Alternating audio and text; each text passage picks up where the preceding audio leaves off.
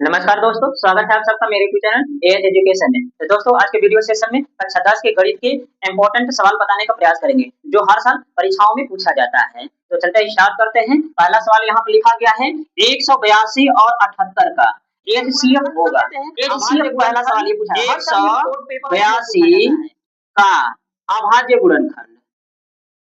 अभाज्य खंड कर देंगे तो गुणनखंड कर देंगे तो किससे किससे कट जाएगा जो है 182 को कटा दे देते हैं, 2 से कट जाएगा 9 बार में, 9 दूना के 18, 2 एक कम 2 हो गया। अब तो ये 2 से नहीं कटेगा, 3 से कटेगा, 3 से भी नहीं कटेगा, 7 से कट जाएगा, 7 एक कम 7 1 जा 7 हो जाएगा, 7 3 के 21, 13 बार में ये कट गया। इसका गुणनखंड हो जाएगा, अभाज्य गुणनखंड हो जाएगा 2 गुणे 7 निकाल लेते हैं गुणे 13, ये इसका अभाज्य गुणनखंड। इसको भी 2 से कटा देंगे, कट जाएगा, 2 3 6 होता है, 9 दूना के 18। अब ये 2 से नहीं कटेगा, 3 से भाग देंगे तो कट जाएगा, 13 3 39 होता है, 13 एक कम 13। इसका अभाज्य गुणनखंड क्या हो जाएगा 78 का अभाज्य अभाज्य गुणनखंड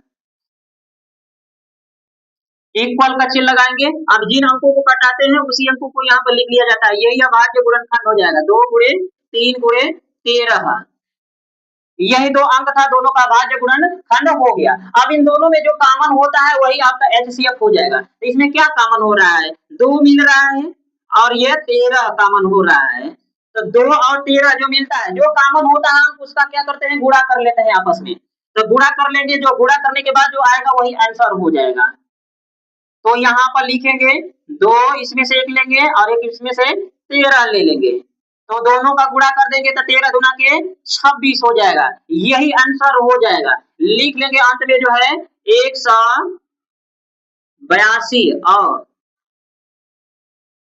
78 का एचसीएफ। इस तरह से अभाज्य गुणनखंड विधि द्वारा एचसीएफ ज्ञात करना होगा। तो कैसे ज्ञात किया जाएगा, जो बड़ा अंक होता है उसमें छोटे अंक से डिवाइड कर देते हैं। तो 182 में 78 से 78 से भाग दे देंगे, कितना बार में जाएगा भाग, यह 2 बार में जा सकता है, 8 दूना के हो जाएगा 16, 7 दूना के 14, एक हो जाएगा 15, 2 बार जाएगी भाग जो है, 2 बार यहाँ पर जाएगी, 2 लिख देंगे और 156 आ जाएगा, 8 दूना के 16, 7 दूना के 14, एक 15 हो जाएगा। अब इसे घटा देते हैं, रिमाइंड कितना बचेगा 12, 12 में से 6 घटाएंगे 6 बचेगा और 7 बच गया, तो 5 घटाएंगे 2 बच जाएगा, 26 आ गया शेष फल। अब ये जो शेष फल आता है इससे जो है इसमें भाग दे देते हैं, जिससे हम डिवाइड कर रहे थे उसमें क्या करेंगे, इस शेष फल से भाग दे देंगे। 3 8 में 6 1 7, 3 बार में कट जाएगी, यह पूर्ण रूप से कट गया। इसका रिमाइंड क्या हो गया, 0 हो गया। जहां पर ये रिमाइंड 0 बन जाता है वहीं पर उसका आंसर हो जाएगा। किस अंक से कटा है, 26 से पूरा टोटल कट गया है। तो एचसीएफ क्या हो जाएगा इसका 182 तथा 78 का एचसीएफ इक्वल क्या हो जाएगा 26 हो जाएगा। गुणनखंड विधि द्वारा भी हम बताए थे 26 आ गया और भाग विधि द्वारा भी 26 आ गया। तो इस तरह से भाग विधि द्वारा अगर पूछ दे एचसीएफ ज्ञात करने के लिए, तो इस विधि में भाज्य गुणनखंडों की घातों का योगफल होगा। ये 2025 में पूछा गया था बोर्ड एग्जाम में यह सवाल। तो इसके दे दिया 144 के पूछा गया है कि अभाज्य गुणनखंड करने के बाद जब इसके गुणनखंडों का घातों के रूप में लिखेंगे तो घातों का योगफल क्या होगा। तो सबसे पहले तो इसका अभाज्य गुणनखंड कर लेते हैं, 144 2 गुना के 4, 72 बार में कट जाएगा, फिर 2 से भाग देंगे, 2 3 6, 6 गुना के 12, 36 बार में कट जाएगा, 18 गुना के 36 हो जाएगा, 9 गुना के 18। अब ये 2 से नहीं कटेगा, 3 से डिवाइड करेंगे तो कट जाएगा। इसका अभाज्य गुणनखंड हो गया। अब इसके पावर लिखना है, इसको घात के रूप में लिखना है। बोला गया कि घातों का योगफल ज्ञात करना है, तो जब घातों का योगफल दिया तो इसको क्या करेंगे, घात के रूप में लिख लेंगे। तो यहाँ पर लिखेंगे 144 इक्वल का चिन्ह लगाएंगे बराबर कर, इसको गुणे के रूप में लिख लेंगे और 2 को 3 है 3 लिख लेंगे यहाँ पर। अब इस गुणनखंड को गुणे के रूप में लिख लिया, जिन अंकों से कटाते हैं डिवाइड करते हैं उन्हीं को जो है गुणे के रूप में लिखा है हमने। अब इसको हम भाग पावर के रूप में लिखेंगे, कितने दो है, 4 बार 2 आया है, तो 1 2 लिख कर इस पर पावर 4 घात लिख सकते हैं, क्योंकि इस पर 4 घात रहेगा तो 4 बार इसे गुणे गुणे लिखा जाता है। अब 3 की संख्या कितनी है, 2 है, तो 3 घातों का योगफल यहाँ पर लिखेंगे, क्योंकि घातों का योगफल ज्ञात करना है, तो लिखेंगे घातों का योगफल, योगफल बराबर पावर क्या है, 4 है, इस पर 4 लिख देंगे, प्लस का चिन्ह लगा देंगे क्योंकि योग मिस होता है जोड़ना, और ये 2 लिखा गया है, 2 लिख देंगे क्योंकि इस पर पावर 2 है, इन दोनों को जोड़ देंगे तो 6 आ जाएगा, तो इसका आंसर हो जाएगा 132 288 का 3168 हो, तो मौसा 132 288 का होगा। मौसा इसका पूछा गया है, एलसीएम दे दिया गया है 3168 को है इसका एलसीएम, और एचसीएफ पूछा गया है, तो जब भी इस तरह के सवाल मिले आपको तो इसके लिए एक फार्मूला लागू करना है, यहाँ पर मौसा मौसा गुणे लस, लस एचसीएफ गुणे एलसीएम बराबर होता है पहली संख्या गुणे दूसरी संख्या, दूसरी संख्या, इस फार्मूला को लगाएंगे संख्या है, और एलसीएम दे दिया, एचसीएफ पूछ रहा है, तो मौसा की जगह पर तो मौसा ही रहेगा, गुणे लसा, लसा क्या है 3168 है, तो 3168 यहाँ पर लिख देंगे, बराबर का चीज पहली संख्या क्या है 132, 132 लिखेंगे, गुणे दूसरी संख्या 288, 288 लिख देंगे।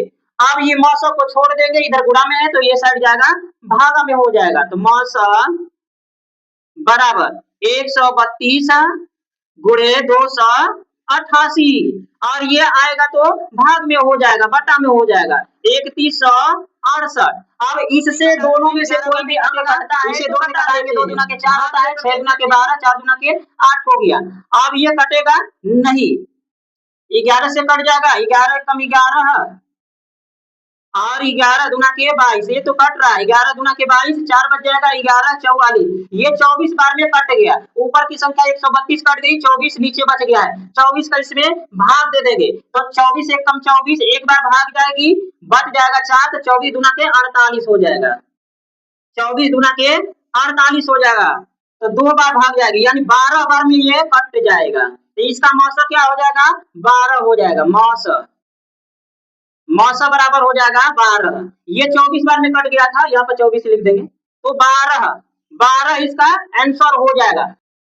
संख्या 156 का अभाज्य गुणनखंड होगा, ये 2-3 बार पूछा गया है पेपरों में, 2026 में और 2025 में भी पूछा गया था, तो इसका जो है अभाज्य गुणनखंड सबसे पहले कर लेते हैं, 156 का अभाज्य गुणनखंड, इसको एलसीएम की तरह कटा देते हैं, 2 से भाग देंगे, 2 7 14, 8 दूना के 16 हो जाएगा, फिर 2 से कटा देंगे, 2 तिहाई 6, 9 दूना के 18 हो जाएगा। अब ये 3 से कट जाएगा, 3 से भाग देंगे, 13 तिया 39 होता है, अब 13 13 से ही कटेगा क्योंकि ये अभाज्य संख्या होती है, तो इसका अभाज्य गुणनखंड हो गया। अब यहाँ पर लिखेंगे 156 का अभाज्य गुणनखंड, अभाज्य गुणनखंड इक्वल का चिन्ह लगाएंगे, जिन अंकों से कटाते हैं डिवाइड किए हैं उन्हीं अंकों को यहाँ पर लिख देंगे, 2 2 बार आया है तो 2 को 1 2 लिखकर इस पर पावर 2 लिख देंगे, क्योंकि 2 बार इसकी संख्या है तो 1 2 लिखकर इस पर 2 लिख देंगे पावर, तो हो जाएगा ये। अब 3 की संख्या कितनी है 1 है, तो 1 बार 3 लिख देंगे, और 13 की भी संख्या 1 है, 13 को भी 1 बार लिख देंगे, के लिए होगा, यानी ए और बी दे दिया है धनात्मक पूर्णांक, इसके लिए क्या होगा, ये जो है बहुविकल्पी क्वेश्चन है, तो इसका आंसर हो जाएगा, करेक्ट आंसर हो जाएगा 2 धनात्मक पूर्णांकों का, 2 धनात्मक धनात्मक पूर्णांकों का गुणनफल, का गुणनफल बराबर होता है 2 पूर्णांकों से प्राप्त, 2 पूर्णांकों से प्राप्त